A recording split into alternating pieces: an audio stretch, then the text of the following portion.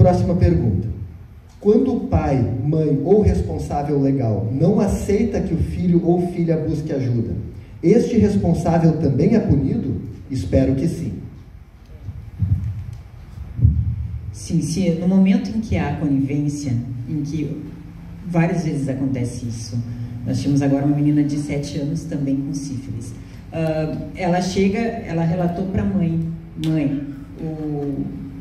o padrasto está me abusando, né? Resumidamente.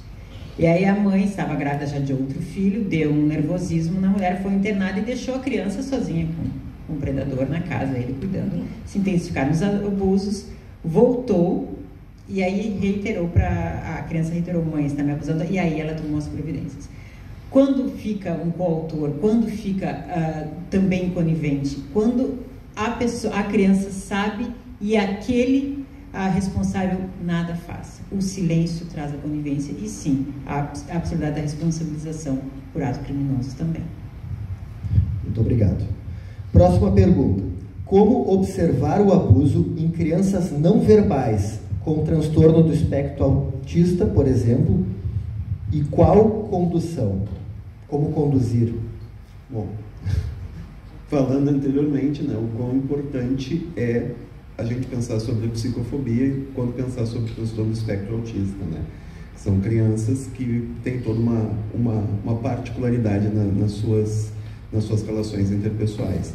O que se nota bastante, né, é retorno, né? Vou usar uma palavra assim, a criança já tem um certo grau de desenvolvimento, por exemplo, controla o xixi, o cocô, mas começa a não ter esse controle, né? Outras vezes, crianças que estão muito estáveis começam a se desorganizar bastante, né? Por exemplo, uma criança que está recebendo uma medicação, mas está estável há muito tempo, ela começa a ficar muito mais desorganizada, muitas vezes mais agressivas, né?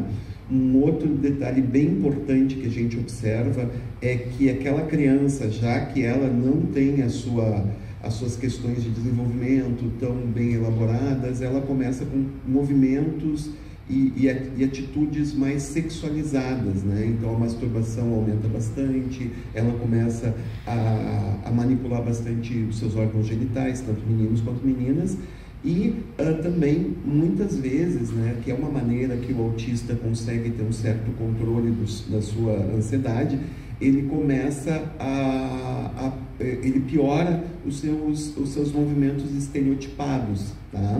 E assim como a gente falou agora, a criança nunca mente sobre isso. Então, quando um autista começa a ficar com muito medo de uma pessoa, mesmo que ela seja um cuidador, um pai, um padrasto, também é um sinal de alerta para que a gente pense em situações de abuso.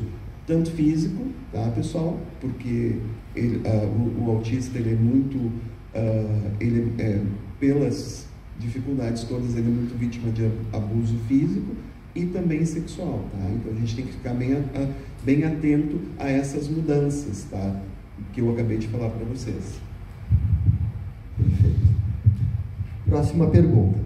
Por que é tão demorado julgar e condenar um abusador/pedófilo? Caso real. Menina de 12 anos é abusada por 3 anos pelo padrasto e com 15 anos revela à mãe. Caso aconteceu há quase 2 anos e o estuprador ainda está à solta, inclusive fazendo campanhas solidárias nas redes sociais. Alunas da escola que passam por assédio nos cobram sobre esse caso, que tem sensação de impunidade e medo.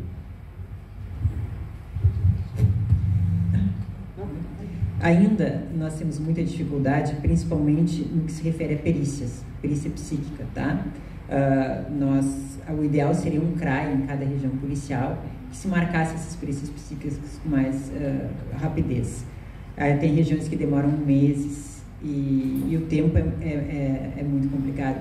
Por isso, a necessidade de uma prova robusta e imediata.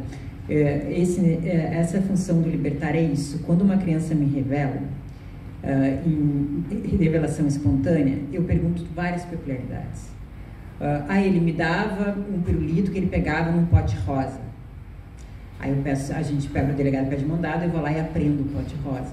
Eu vou lá e aprendo todos esses acessórios do crime que dão veracidade. Foi assim com a professora do ensino fundamental. Você prendeu uma mulher branca, 26 anos, né, com condição social, numa rapidez que foi? Como foi? Vou contar muito rapidamente. As adolescentes me relataram, ela, no ônibus de excursão, ela botava um cobertorzinho, manipulava a genitália das crianças e inventava de namorar uma, depois namorava outra e provocava ciúmes entre as meninas, 12 e 13 anos. Elas relataram, imediatamente fiz o registro da ocorrência, avisei ao delegado e disse: delegado, esse caso é sério, essa mulher vai dar aula amanhã. Pediram mandado de busca e com urgência, fomos na casa da mulher, pegamos celular e computador. No celular dela, ela tinha um WhatsApp que colocava um perfil de escritora. E ela narrava todo o abuso sexual e ali, dentro dessa conversa dela com ela mesma, ela disse que ela ia matar uma dessas vítimas dela e ia se matar depois. Essa era a intenção dela. Pedimos mandado de prisão e imediatamente foi presa. Ela está presa até hoje, que tive a audiência dela. É necessário para uma prisão uma prova mais robusta.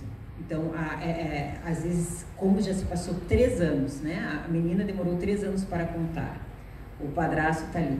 Não, dependendo do juiz, nós tivemos uma decisão há pouco absurda, não são todos os juízes, é claro, mas a menina foi estuprada pelo padrasto, continuou sofrendo violência, se pediu medida protetiva, mas a menina pediu para ser abrigada.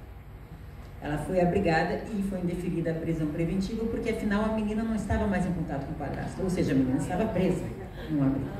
Então a gente lida com tudo isso, né? A polícia, eu tenho certeza que a polícia aqui de Montenegro também, a gente faz o máximo e há necessidade dessa urgência. Uma adolescente relata numa palestra para a polícia, logo depois a polícia vai, registra a ocorrência, movimenta, é muito mais fácil um aprisionamento.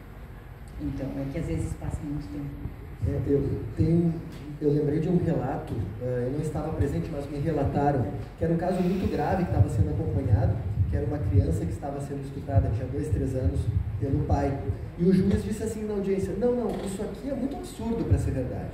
Né? Isso aqui não está acontecendo, isso aqui é muito absurdo, não aconteceu.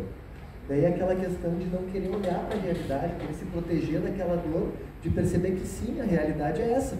Lá no CRES, toda semana, quartas-feiras, dia de acolhimento, pelo menos 2 casos é abuso sexual. Toda semana, em média, 2 novos casos de abuso sexual só em Montenegro.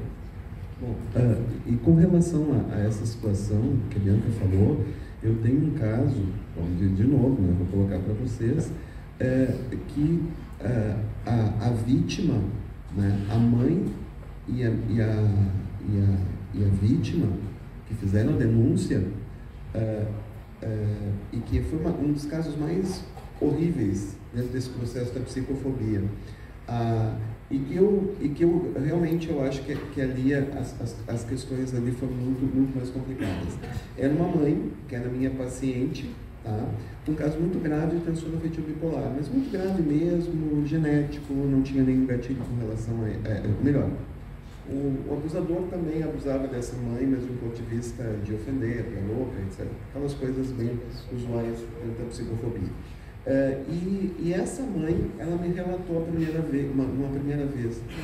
A menina era muito pequena, tinha 5 anos. Ela me relatou: doutor, tem alguma coisa que está errada nisso tudo. E ela era muito legal, ela chamava a menina, não chamava o nome da filha. Eu acho muito estranho, porque ele não dorme mais comigo, ele dorme com a menina. A menina tinha 5 anos. Ele disse assim: é que eu, quando tomo os remédios, eu ronco, daí aquela coisa toda, né? E ela disse assim: mas é muito estranho, quando eu quero voltar a cuidar, porque ela cresceu e ela não conseguia cuidar da menina, né, adequadamente, obviamente. E o que aconteceu? Quando ela começou a ficar saudável novamente, ter condições de cuidar da filha, ele não deixava mais ela dar banho no menino. Ele é quem queria dar o banho no menino, o tempo inteiro. E daí o que aconteceu? Quando essa menina cresceu, ela começou a perceber: isso aqui é errado. E ela falou para essa mãe, né? E a gente sempre nunca tentou todos esses processos, né? E tentamos uma vez fazer denúncia, recebemos a mesma questão que vocês receberam. É absurdo, ele é um profissional e ela é louca, né? De novo a psicofobia, então não vamos, então a gente ficou, nos tiraram os pés, aquela coisa toda, ela pediu auxílio para a família, não, imagina, tu é louca, não pode ser. E daí então o que aconteceu?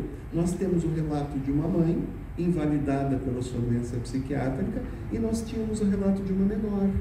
Então, quando essa menina denunciou com 12 anos e ela teve uma crise de ansiedade e, além da mãe, eu comecei a atender a menina, ela foi para atendimento médico no pronto atendimento. Lá nesse pronto atendimento, esse senhor chegou e passava as mãos nas pernas da menina, né? E também para que a enfermagem disse assim, não, ele estava somente fazendo carinho para acalmar aquela menina. Então, essa denúncia aconteceu com 12 anos. Há 12 anos, a menina agora está se formando numa faculdade, né, depois de bem tratada, tratamento psiquiátrico, psicológico e etc. Está se formando, está com 23 anos. Então, se passaram 11 anos da denúncia. Eu só fui ouvido, depois de todos esses relatos, eu só fui ouvido há 2 anos atrás. E vocês imaginem o que o advogado falou para mim, né? De tudo e mais um pouco, entende? Também, assim, como invalidaram a pessoa que era doente psiquiátrica, invalidaram aquele que atende o doente psiquiátrico. Felizmente, nós tínhamos um Ministério Público bastante atuante, nós tínhamos uma advogada criminalista fantástica, e o juiz também foi muito coerente, né? Então, esse é o relato que eu tenho para vocês. Porque muitas vezes a gente não tem a prova, a gente tem relatos. E muitas vezes o relato da vítima e da cuidadora é invalidado. Eu só queria aproveitar, naquele primeiro vídeo que vocês viram sobre a denúncia da mãe, o crime aconteceu em 2001 e as pessoas só foram julgadas em 2021, 2022 e ainda estão aguardando ainda os resultados. Quer dizer, a morosidade da justiça, mesmo que, né, a polícia prenda e faça o processo e corra atrás, a justiça, infelizmente, no Brasil ainda é tardia. E é muito recorrente esse processo, quer dizer, não é só um caso, são vários casos que a gente vê, né, esse processo. É importante que se diga, né, principalmente porque a gente está aqui num lugar, né, que a gente pode descrever, né?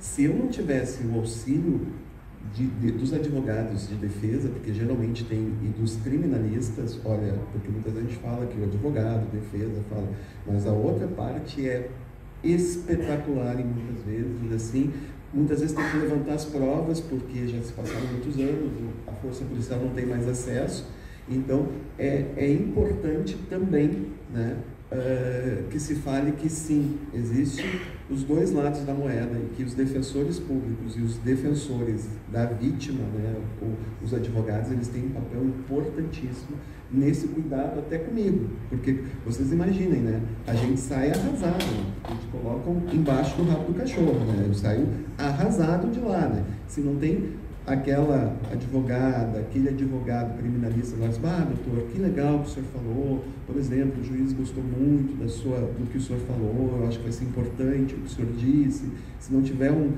Ministério Público do meu lado, olha, doutor, muito obrigado, tudo.